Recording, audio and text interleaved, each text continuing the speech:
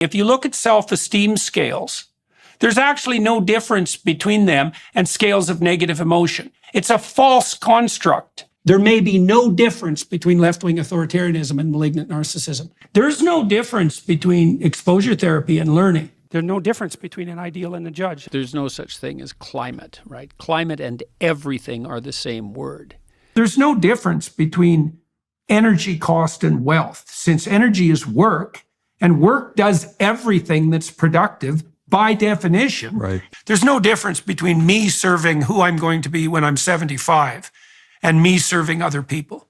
There's no difference between being self-conscious and being depressed and anxious. They're not linked. They're the same thing. There's no difference between you and what's around you. There's actually no difference between general cognitive ability and academic success, right? They're the same thing. There's no difference between being a gracious loser and being resilient. They're the same thing. There's no difference between your interest and the interest of others, not in any fundamental sense. There is no difference between how we treat the elderly and how we will be treated. Like, those are the same thing. And there's no difference between meaning and responsibility. They're the same thing. Too much compassion, man, infantilizes you. And there's no difference between that and death. It's the same thing.